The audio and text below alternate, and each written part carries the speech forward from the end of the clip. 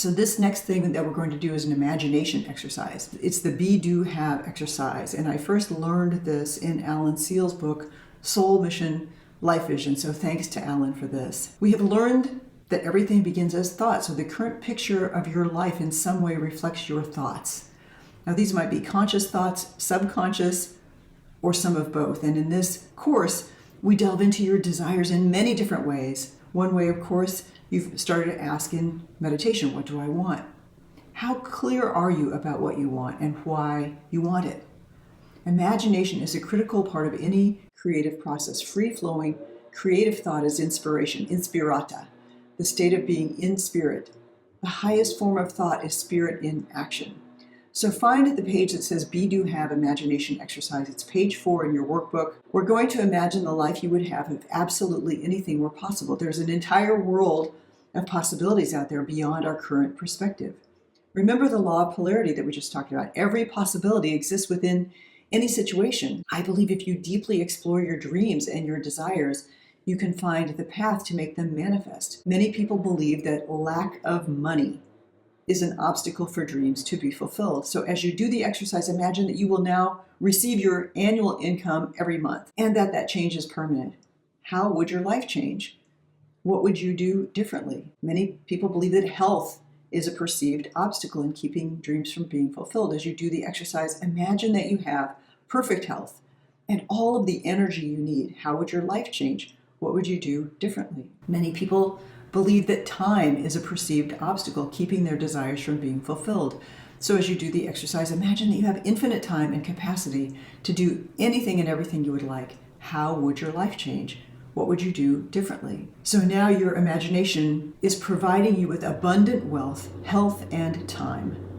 On page 4 in the workbook, as you begin to write, I want you to let your imagination soar into free fantasy. There are no restrictions from your present circumstances, beliefs, or conditioning. If some desire pops into your head, write it down. Presume that anything is possible, given absolutely no restrictions. What do you want? You can edit it later, but now in this part of the exercise, no editing. If it occurs to you, write it down. No one's going to see this but you. If your rational mind is rebelling, tell it that you are in imagination mode. Anything is possible. Start with be at the top where it says, who, what do I want to be? And take a few minutes and begin to answer that important question. Add in your answers below. You can keep adding things to your list, so don't feel like you have to fully capture everything right now. Remember, you're doing an imagination exercise. Anything is possible. Include every aspect of your life, personal, professional, emotional, spiritual. Who, what do you want to be? In doing this exercise, I finally admitted to myself, I wanted to be an artist and a teacher and a student and a published author. I wanted to be happy, healthy, creative, centered, grounded. I wanted to be a better partner, a better friend. Who, what do you want to be? Imagination exercises like this can be very expansive, especially for adults. It comes naturally to kids. In the ancient spiritual text, the Vedas, imagination is viewed as both the transcendent power through which the universe was created and the power that joins the human spirit with the ultimate reality. To live your ultimate reality, you have to train your imagination. Let it soar. Who, what do I want to be?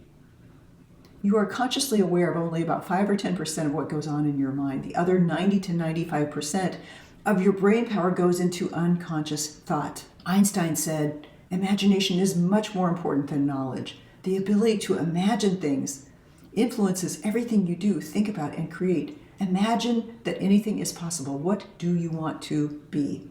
Don't let your rational mind limit you. In developing your intuition, you want to make it fun, like a game, not like a dreaded assignment or something that could be right or wrong. Let the intuition exercise be fun and let it boost your awareness. Intuition works in mysterious ways, and sometimes you won't see that it's guiding you down the highest path until later. Just learn to trust and let go. Who, what do you want to be? In the next column, move to do. What do you want to do? Tap into your intuition. Imagine anything is possible. There are no restrictions. Again, just for a few minutes, list everything you want to do in your life, professionally, personally, emotionally, spiritually. It was in this exercise I realized I want to see mountains every day. I want to inspire people to live their best life. After years and years of accumulating stuff and wanting more possessions, and even thinking I wanted more homes, I realized what I actually wanted was to significantly downsize and declutter. I wanted to begin to deeply feel my feelings and express myself and use my voice. And so I wrote a book. I wanted to find a way to combine my two passions of doing deep inner work and creativity. What do you want to do?